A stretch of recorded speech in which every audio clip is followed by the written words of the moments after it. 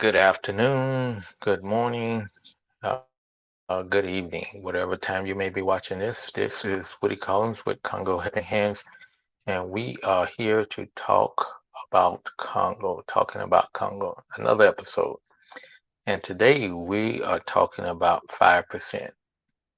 It's a 5% death rate uh, due to COVID among the Congolese parliament.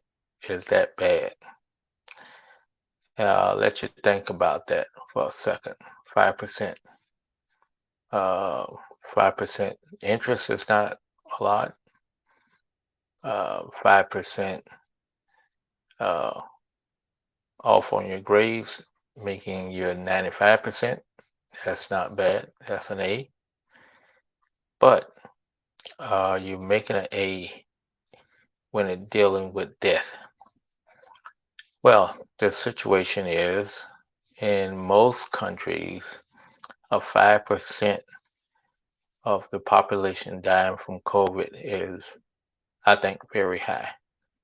When I look at the other countries, when you look at the overall population, but I know that the parliament is not an overall population, and Congo has not had that many deaths. They've had only like 790 deaths out of 89 million. But when you look at such a small group, you need to learn something from that small group. And I think that's indicative of what COVID-19 is all about. Small groups living inside, not wearing their masks, not socially distancing themselves, and that's what can happen. 5%, that's pretty high. So I think that solves uh, one of the reasons why it's so high. In this article that I read, they were talking about the uh, parliament people. They were shouting, screaming at one another, wearing their masks under their chin, uh, doing all things like that, which is not proper. Yeah, they may have had a mask on every day, but it was not properly fitted, and also not socially distanced themselves from one another. And in a room, probably not well ventilated. So therefore, it was a super spreader. And I would suspect probably even more people had would have tested positive if they would have tested everybody, but they did report a 5% death rate. That was 32 people out of whatever number that equates to, but that is pretty high. If that would have been the general population of the Congo, that would have been over 4 million people. That would have been pretty significant. And just to think if there was 5% of the American population, that would be 15 million people. So that's pretty high.